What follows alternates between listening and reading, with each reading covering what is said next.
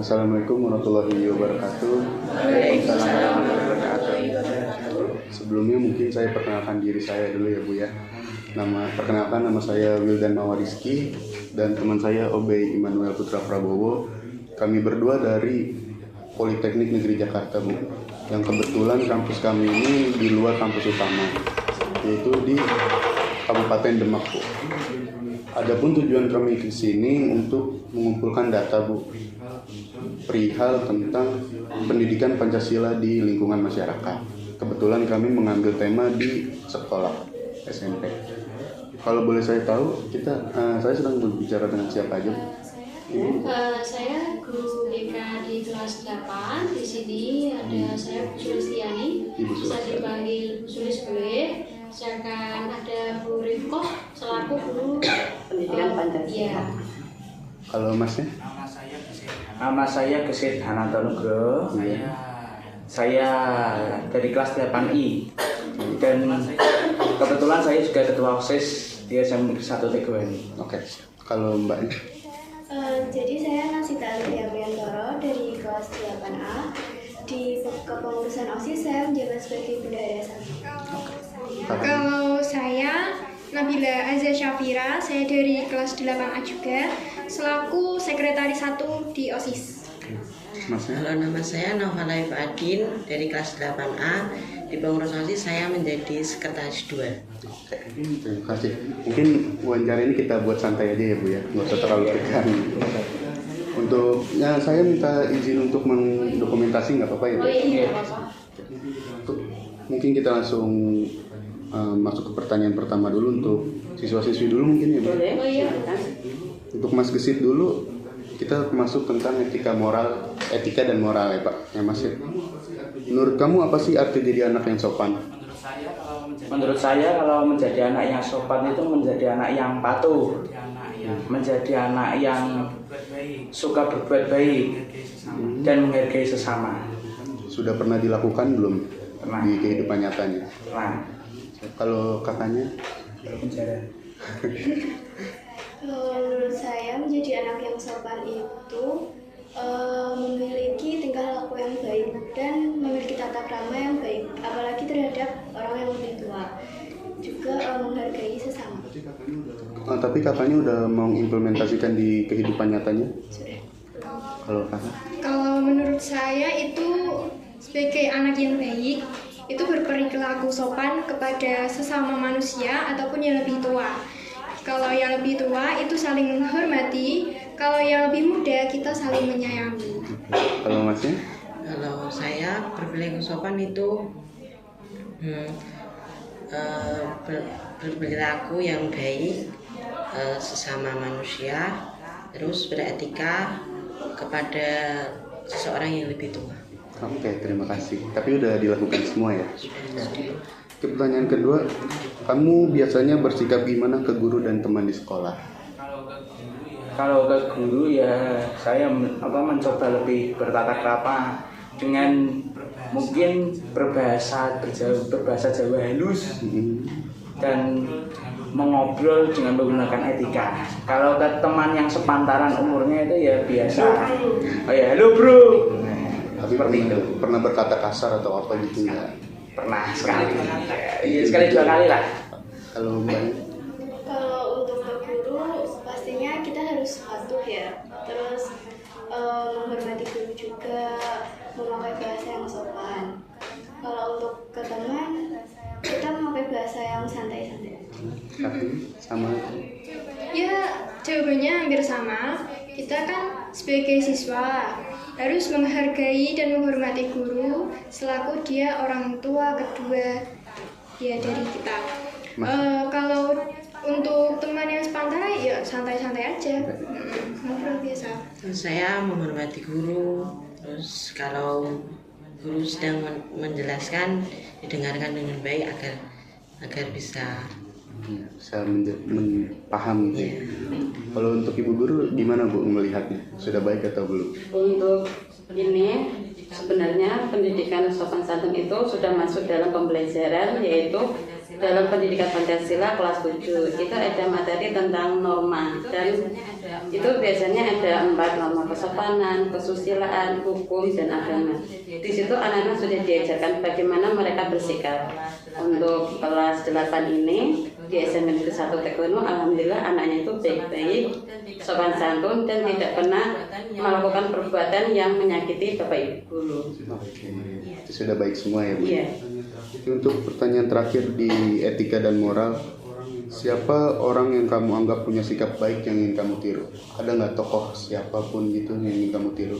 Ada. Siapa kalau boleh tahu? Yang terutama ya guru BK. Kenapa begitu? Karena apa ya, guru BK itu mengajarkan tata krama yang tegas. Jadi bagaimana bisa kita menjadi pemuda yang mempunyai tata krama sejak dini. Ya, itu menjadi idola saya dan menjadi inspirasi. Terima kasih. Kurang lebih sama sih dari guru BK, tapi saya juga ada inspirasi dari orang luar. Siapa? Maudy Ayunda. Iya. Nah itu kan dia udah pintar, baik, tuh kayak gitu. Kalau saya tentu yang pertama itu orang tua. Orang tua. Ya. Yang kedua itu ada guru BK, dan yang ketiga itu ada guru prakarya saya, namanya Bu Ana. Dia selalu memotivasi kita untuk menjadi pribadi yang lebih baik dan lebih peduli terhadap lingkungan. Jadi saya termotivasi dari guru BK, orang tua, dan guru prakarya itu. Oke. Kalau masih? Kalau saya ingin kayak orang tua, karena orang tua itu selalu memberikan motivasi sama lalu memberikan semangat. Oke, siap. Mungkin untuk bab di etika dan moral kami cukupkan ya Bu ya. Terima kasih.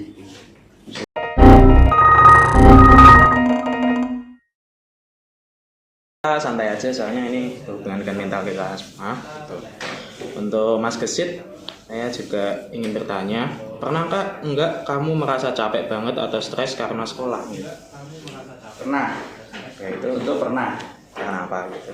Karena di samping sekolah kita berpendidikan kan masih banyak tugas yang diberikan oleh Bapak Ibu guru, dan di samping kita juga berkegiatan di luar pelajaran. Dan jika itu mungkin nabrak jadwalnya, itu mungkin membuat saya merasa lelah dan bingung menyelesaikan yang mana dulu. Oke, Untuk saya pastinya tugas dari sekolah kalau banyak kita capek ya. Tapi saya itu punya satu motivasi. Kalau saya itu nggak boleh ngeluh, karena menurut saya mengeluh itu membuat lemah. Jadi saya harus sebisa mungkin membuat jadwal struktur apa yang harus saya kerjakan dahulu agar semuanya tertata. Kalau saya ya pernah, tentu hampir setiap hari. Saya kadang bingung mau melakukan yang mana dulu antara akademik sama non-akademik. Kalau itu bertabrakan saya juga capek, saya lelah, tapi mau gimana lagi? Kalau saya ya tugas yang banyak, tapi kan saya punya teman yang lumayan baik, jadi saya berbagi tugas sama teman. Oke. pertanyaan kedua, kalau kalian lagi sedih atau bingung, biasanya kalian cerita ke siapa? Nah, kalau tentu ya pertama saya berdoa. Yang kedua saya bilang ke ibu saya. Ya bercerita, mencurahkan isi hati. Kalau sama sahabat atau teman gitu juga? Sahabat itu biasanya untuk memulihkan keadaan. Jadi habis menceritakan itu kan mungkin meluapkan rasa sedih, rasa capek. Ya, kalau ketemu sahabat guyon lagi, semangat lagi gitu. Terus kan ini kan berhubungan dengan cerita. Biasanya kan kita ini kan berhubungan dengan BK juga kan. Apakah kalian pernah juga cerita kalau masa kalian ke BK gitu? Bisa diulangi pertanyaannya? Oh, maksudnya ini kan cerita biasanya kan bimbingan konseling kan juga kita menerima keluh kesah siswa atau masih belum mendapatkan jawaban yang pasti dari orang. Apakah kalian tuh perlu BK untuk mendapatkan jawaban itu? Iya, perlu. Bagaimana kita bisa mendapatkan problem solving yang belum didapatkan dari orang, kita juga perlu mencurahkan isi hati ke guru BK. biar dapat runtutan jawaban. Tapi udah pernah cerita ke guru BK atau belum tentang masalah yang dijalani? Dulu pernah. Kalau kakaknya yang lain gimana? Kalau dari aku itu pasti yang pertama itu orang tua. Ya itu bisa jadi nasihat yang itu buat kita. Terus di teman juga berpengaruh, pasti menghibur, menasihati juga kalau sedih. Kalau aku ya sama sih, orang tua ke ibu itu kan otomatis cerita kita tuh nggak diceritain kemana-mana, jadi rahasia gitu ya. Kalau ke teman paling ya cuma cerita-cerita yang seenggaknya bikin saya sedih atau apa gitu. Kalau orang tua kan bisa aja masalah saya di sekolah sama temen ataupun apa gitu. Kalau saya ke teman, tapi saya punya 2 teman yang baik. Karena saya cerita di sana. Kalau saya cerita, mesti saya dicandain gitu. Dihibur seperti itu ya. Oke. Yang ketiga, kalian punya waktu buat istirahat atau main nggak? Punya. Biasanya habis pulang sekolah itu saya istirahat sebentar, terus habis itu main. Tidak ya sebentar, 1 jam 2 jam sebelum. Kalau untuk istirahat, pasti kita butuh istirahat ya. Jadi saya pasti meluangkan waktu untuk istirahat. Kalau masalah main, mungkin kalau hari-hari libur saja saya baru bisa main. Kalau saya itu pasti ya ada istirahat waktu malam ataupun waktu jam tidur. Tapi kalau untuk bermain bersama teman itu jarang. Kadang saat libur ataupun untuk kerja kelompok. Kalau saya istirahat habis pulang sekolah. Kalau main enggak pernah, karena enggak ada anak sepantaran. Oke. Bu, untuk bertanya, untuk kesehatan mental anak-anak di sini menurut Ibu bagaimana? Anaknya ada yang sampai stres atau sampai benar-benar mereka itu capek dengan sekolah gitu, apakah ada gitu? Kalau di sini itu kebanyakan anak-anaknya ini kan termasuk kota pinggiran ya. Jadi mereka itu satu, yang pertama ada golongan anak-anak yang rajin. Mereka selalu baik mengerjakan tugas, terus hubungan antara teman dengan guru itu baik, berarti otomatis mentalnya kan masih baik ya. Tetapi memang kadang ada beberapa anak itu mungkin faktor di luar itu terpengaruh sama sekolahnya. Mereka kadang tidak berangkat, itu mungkin karena ada mental yang sulit untuk diungkapkan kepada guru, itu biasanya diungkapkan kepada guru BK-nya. Itu kalau dilihat dari mental anak itu bagus, yang tidak bagus itu nanti akan dikoordinasi sama guru BK dan wali kelasnya.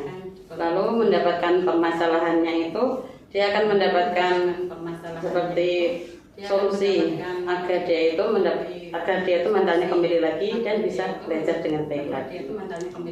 Jadi itu solusi dari sekolah, caranya dipilah-pilah dulu anaknya. Nanti kan biasanya ada beberapa wali kelas yang sapa wali menanyakan kondisi anaknya, apakah semuanya berangkat, semuanya sehat, baik-baik saja.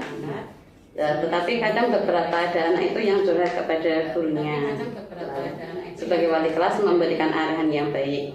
Tetapi jika mungkin karena ada luar, nanti guru itu memfasilitasi agar keadaan anak itu membaik dan bisa belajar dengan baik lagi. Tapi jika wali kelas kok masih belum selesai, itu biasanya nanti akan dilimpahkan bersama dengan guru BK, baru dicarikan solusi yang terbaik. Dan untuk saat ini sebenarnya tidak ada yang kayak mental anak-anak yang kelebihan kenakalannya, tidak ada. Terima kasih Bu. Yang keempat ada kenakalan remaja, mungkin sama saya saja. Oke. Yang pertama, kamu pernah nggak lihat teman kamu yang suka bolos, berkelahi atau merokok, itu bagaimana tanggapan kalian? Tanggapan saya itu ya, kalau melihat teman yang berkelahi merokok itu buat apa ya? Tidak berguna bagi masa depan dan tidak berguna bagi dirinya sendiri, malah mungkin bikin tambah sakit. Sudah sakit hati, tambah merokok malah tambah sakit. Itu malah bisa mengancam nyawa. Bisa mengancam nyawa. Kalau untuk saya, kalau dilihat dari lingkungan ya, karena saya perempuan, jadi mungkin jarang saya melihat ada teman laki-laki yang merokok juga. Dari keluarga saya juga tidak ada yang merokok. Jadi ketika saya melihat orang merokok itu, saya agak merasa tidak enak aja. Sama seperti jawaban sebelumnya, saya memang jarang melihat orang merokok, kecuali ayah saya. Ayah saya itu termasuk orang yang merokok, tetapi di saat saya tidak ada di rumah. Jadi dia selalu mewaspadai diri saya agar selalu sehat tanpa ada hirupan rokok. Kalau untuk lingkungan sekitar ya mungkin masih ada 2 atau 3, tapi saya nggak tahu dia itu lagi buat apa itu kan.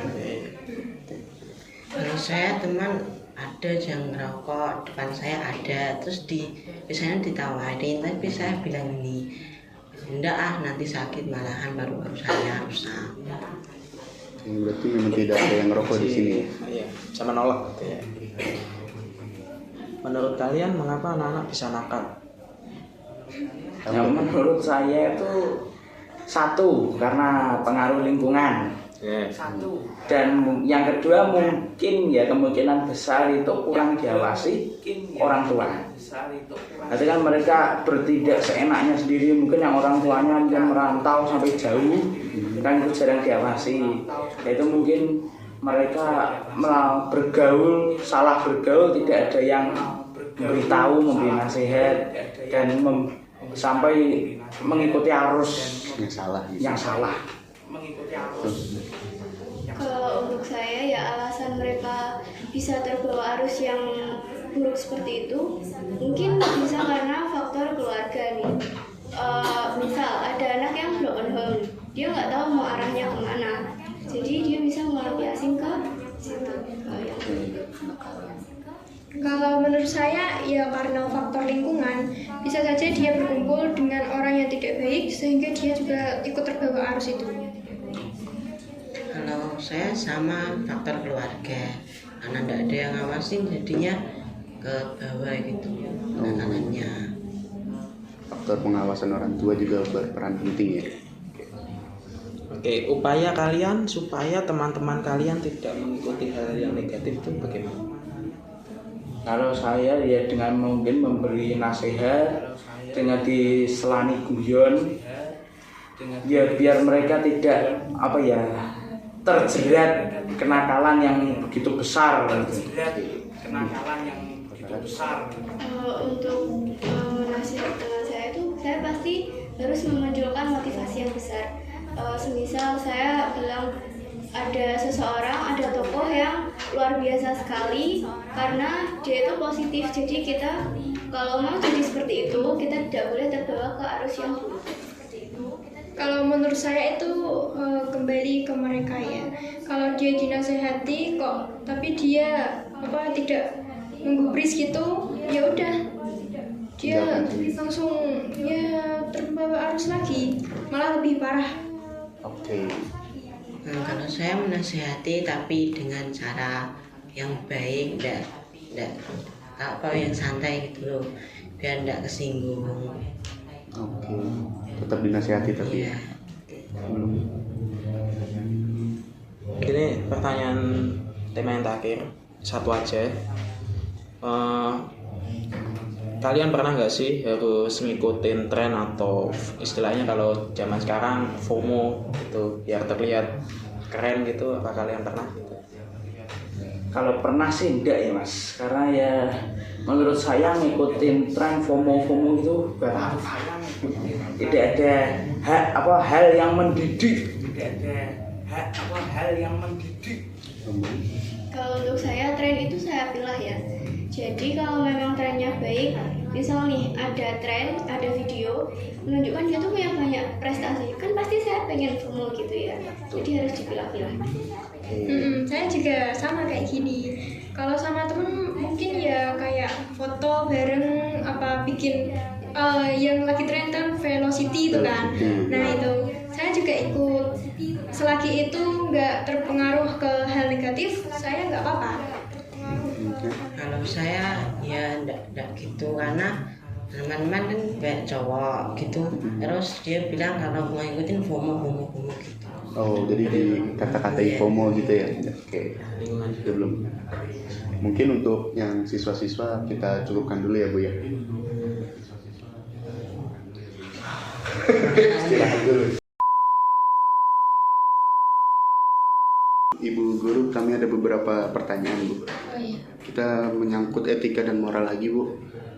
Bagaimana Ibu melihat perubahan perilaku sopan santun siswa dari waktu ke waktu Bu? Apa saja perbedaan yang paling mencolok antara generasi siswa sekarang dengan generasi siswa yang sebelumnya Bu? Mungkin Ibu Bapak. Untuk melihat generasi dari generasi, kalau siswa zaman dulu, sebelumnya saya di sini sudah 10 tahun. Ya, saya guru BK. Kemudian pasti tentu saja banyak melihat permasalahan yang dihadapi oleh siswa juga, apalagi mengenai etika.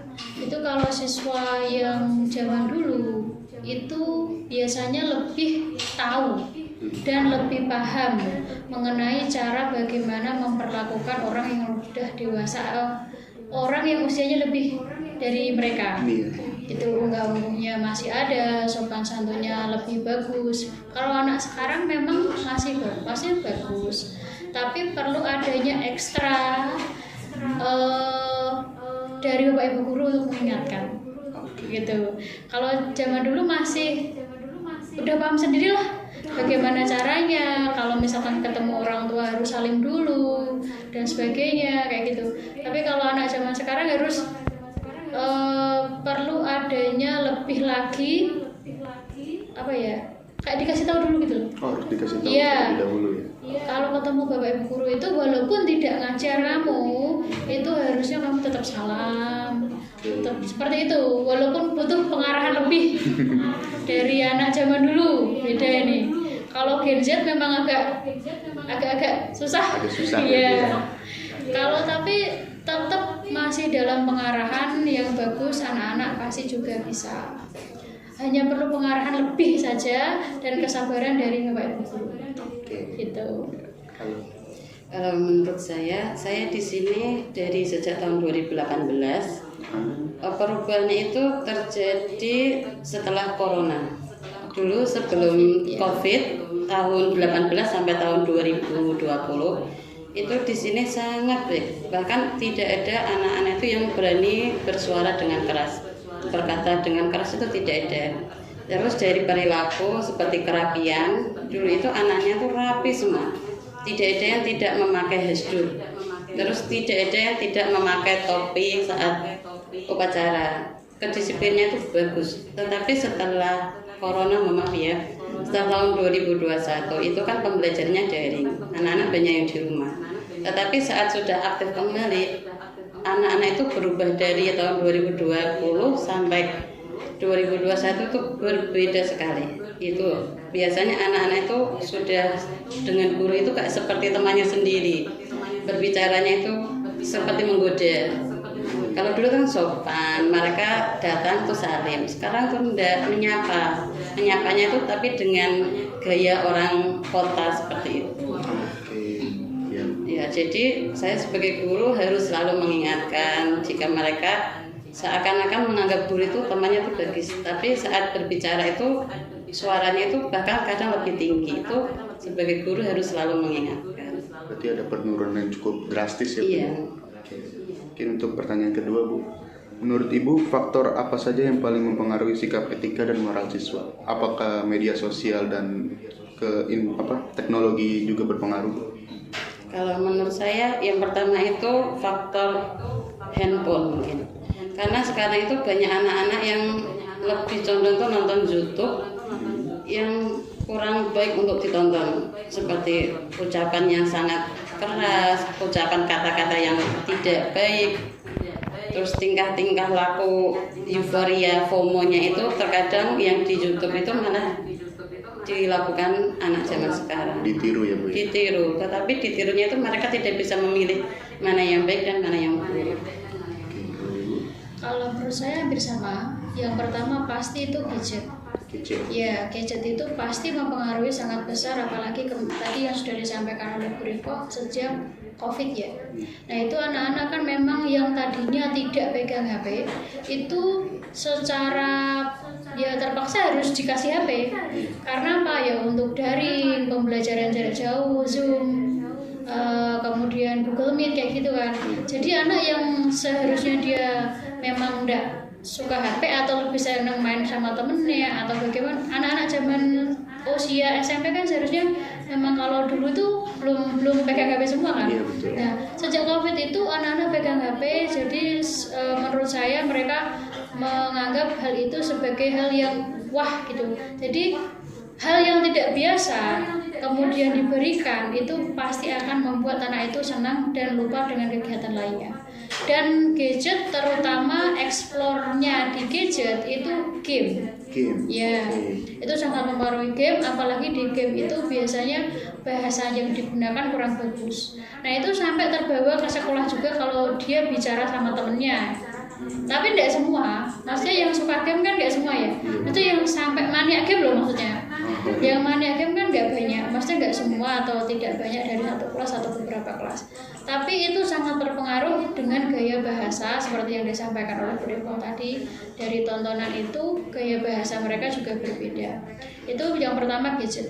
Yang kedua karena faktor orang tua, karena daerah sini khususnya itu orang tua bekerja itu dari ibu juga bekerja. Ibu tuh bekerja itu kadang malam juga karena daerah sini banyak yang bekerja di pabrik. Nih, mohon maaf, jadi lingkungan sini banyak yang kerja di pabrik di luar negeri. Jadi pantauan anak-anak itu lebih ke keluarga, bukan inti, maksudnya bukan keluarga ayah atau ibu, biasanya di mbah, di bude dan sebagainya kayak gitu. Jadi untuk pantauannya itu kurang, yang penting dikasih uang saku yang lebih, tapi untuk pantauan di rumah kurang. Jadi memang pekerjaan bagi bapak ibu guru ekstra untuk siswa di sini seperti itu. Untuk pertanyaan ketiga, apakah sekolah punya cara atau program khusus buat membantu siswa untuk menjadi lebih sopan dalam beretika? Kalau program khususnya di sini tentu saja adalah program yang ada kaitannya dengan pembelajaran. Kalau programnya pasti kita sarankan anak-anak itu untuk ikut ekstrakurikuler. Agar apa? Agar kegiatan di luar jam sekolah itu anak masih ada aktivitas positifnya.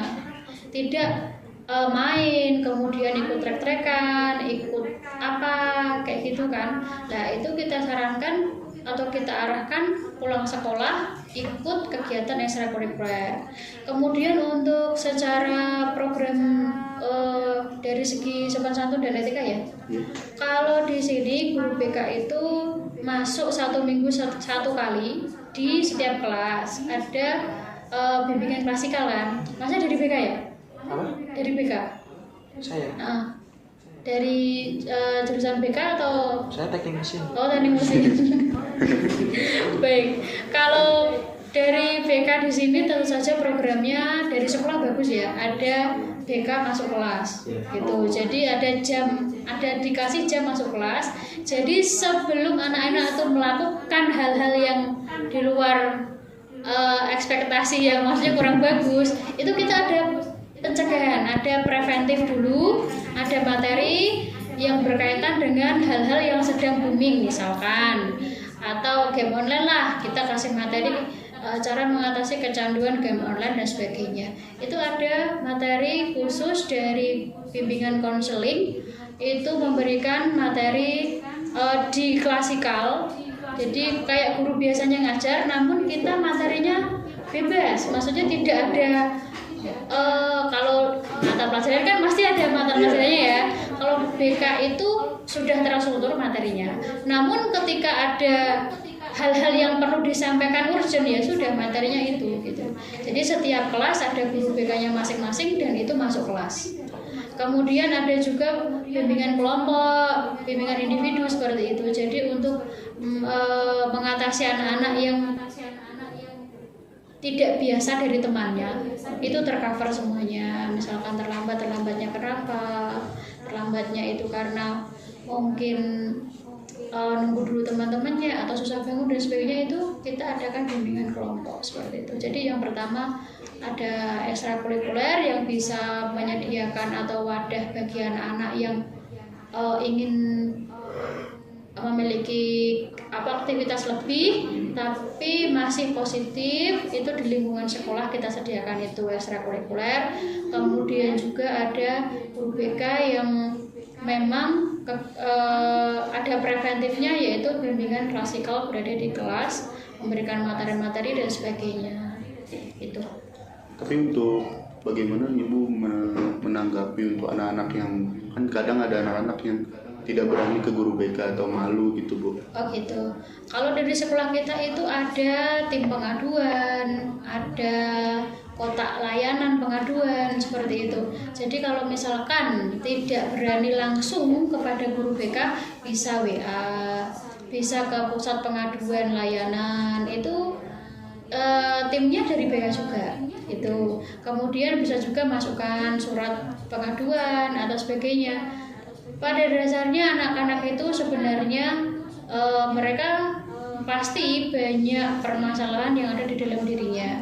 Namun karena kita ada program itu preventif yang layanan klasikal, mungkin secara tidak langsung saat kita mengisi materi di kelas itu mereka secara sedikit-sedikit sudah terobati permasalahan mereka lah. Nanti kalau misalkan sudah sangat tidak bisa, itu mereka biasanya WA, besok saya mau bimbingan, ada waktu udah jam berapa, seperti itu. Malamnya mereka WA. Kadang ada yang WA chat malam gitu minta solusi dan sebagainya juga ada. Langsung minta solusi gitu ya. Kalau saat ini anak-anak tidak ada yang malu atau gimana sih kepada guru BK, semuanya pada terbuka. Iya, main di sini juga biasa, santai mereka. Tidak ada yang takut, tidak ada. Terima kasih. Kalau menurut Ibu gimana? Ada beberapa program. Yang pertama itu dari pagi dulu. Pagi itu di depan gerbang itu ada beberapa guru piket yang melakukan kegiatan sapa. Jadinya anak berangkat masuk untuk gerbang, beberapa guru sudah menyapa, terus memperlihatkan kondisi anak, apakah sudah kerapiannya. Itu yang pertama adalah. Jadi kalau anaknya kok sudah siap, mesti otomatis sudah rapi, terus baru masuk kelas. Setelah itu ada lagi sesapa. Sesapa itu setiap pagi 15 menit sebelum pembelajaran, Bapak Ibu wali kelas itu melakukan sapa wali. Di dalam sapa wali itu, wali kelas itu yang pertama menanyakan salam, menanyakan kabar, kebersihan, ada lagi presensi. Siapa yang berangkat dan tidak berangkat. Yang tidak berangkat itu biasanya gurunya itu ada surat izinnya tidak. Kalau tidak ada surat izinnya, biasanya wali kelas itu menghubungi wali muridnya. Kenapa kok tidak berangkat? Selain itu juga guru itu mesti menyapa, menanyakan keadaan siswanya. Apakah ada tugas yang berat? Apakah ada permasalahan di kelas? Itu biasanya ditanyakan. Itu nanti biasanya dari situ dulu wali kelas menampung permasalahan, mereka bercerita, nanti wali kelas memberi solusi. Tetapi jika hari itu saja kok solusi belum didapatkan, biasanya kami sebagai wali kelas menghubungi guru BK agar bersama-sama mencari jalannya. Karena permasalahan anak itu terkadang tidak hanya di sekolah saja, itu biasanya juga faktor dari luar. Iya, seperti itu. Terima kasih Ibu. Mungkin untuk materi kesehatan, etika dan moral kita cukupkan. Kita ke kenakalan remaja ya Bu ya. Menurut Ibu, bentuk kenakalan atau pelanggaran aturan yang paling sering ada di sekolah ini kayak gimana? Yang pertama itu masalah kerapian. Anak datang itu terkadang tidak memakai identitas nama, itu terkadang tidak dipasang. Tuh. Terus disiplin masalah PR, terkadang itu mereka lupa untuk mengerjakan PR atau mungkin sengaja untuk tidak mengerjakan PR. Nah, kita itu harus sebagai guru harus lebih bersabar, menanyakan dengan pelan-pelan kenapa tidak mengerjakan PR. Gitu. Katanya lupa. Terus ada juga yang karena mungkin di rumah itu main game terus, jadi sehingga PR-nya tidak dikerjakan. Yang pertama itu. Yang kedua, terkadang sekarang itu komunikasi antara teman dan teman itu biasanya ada kayak gesekan. Itu juga ada terkadang anak itu sekarang itu tidak suka jika dikomen temannya. Itu kebanyakan seperti itu. Jadi mereka sama temannya itu ada hal-hal yang kita tidak tahu. Mereka tiba-tiba diem-dieman. Nah, kita sebagai wali kelas itu kadang juga mengurusi hal yang seperti itu juga. Terus ada lagi untuk rokok itu biasanya satu kelas itu biasanya ada satu. Pasti ada ya? Pasti ada. Itu rokoknya kan kadang di luar kelas, di luar sekolah. Itu ada teman yang mengadu. Nah, kita sebagai wali kelas harus memberi arahan yang bagaimanakah itu dampak negatifnya seperti itu. Kalau permasalahan yang sering itu berkaitan dengan etika ya. Etika. Iya, kalau yang sering sih ya tadi seperti yang disampaikan oleh Bu Rifko itu mengenai kerapian, itu kan sebenarnya tanggung jawab dari setiap peserta didik. Namun kalau yang lebih etika dan moral, kalau menurut saya ketika ada siswa, ini terhadap guru ya, kalau ada siswa yang misalkan papasan sama guru tapi yang bukan ngajar, itu pasti diem. Diem, jadi nggak nyapa gitu. Jadi itu mesti kita ingatkan, karena ya walaupun nggak ngajar itu pasti ya itu namanya gurumu gitu di sekolah sini. Dan suatu saat walaupun di kelas 8-9 pasti kamu juga diajar. Jadi untuk sopan santun, etikanya, moralnya itu lebih anak-anak sekarang lebih cuek kepada gurunya. Kalau sama temen pun juga beberapa ya masih ada yang berbicara yang kurang bagus. Itu dari segi moral etika. Kalau tadi Bu Rifka menyinggung masalah rokok, kalau di sini itu tidak ada yang merokok di dalam lingkungan sekolah. Tidak ada. Tidak ada. Itu pun mereka itu ketika di luar pun biasanya sudah tidak memakai seragam. Ya, jadi ada anak yang cerita, Bu, kemarin saya lihat si A itu merokok gitu. Tapi posisinya ya dia sudah pakaian biasa, kumpul sama teman-temannya seperti itu. Kalau di lingkungan sini sih tidak ada, apalagi pakai seragam itu karena Bapak Ibu guru ada dari tim kita itu yang untuk tim yang menangani masalah rokok di sekolah itu ketika pulang sekolah pasti kadang muter di parkiran dan sebagainya seperti itu. Untuk memastikan tidak melakukan betul. di lingkungan sekolah Iya. gitu ya. Jadi dipastikan kalau masalah yang merokok itu tidak ada. Kalau saya rasa dari segi etika dan itu sih mereka lebih cuek. Bukan berarti tidak sopan sama guru, enggak, tapi cuek. Lebih cuek ya. Cuek, jadi nggak kenal gitu loh. Bukan ngajar aku gitu loh. Tapi kalau masalah bicara yang nggak sopan enggak, tapi ya itu cuek, kayak rasa tingkat kepeduliannya kurang. Itu kalau lagi etika dan moral seperti itu sih kalau anak-anak di sini. Mungkin wawancaranya sudah sampai sini aja, materi kita sudah selesai dan sudah cukup banyak data-data yang kita ambil dari sini. Saya ingin mengucapkan terima kasih kepada Ibu Guru, Ibu pelajar Pancasila dan Ibu BK ya Bu ya. Saya mengucapkan terima kasih sudah meluangkan waktunya untuk hari ini. Kalau saya ada salah kata dan teman saya ada salah kata, mohon dimaafkan ya Bu. Saya ucapkan terima kasih. Sama-sama.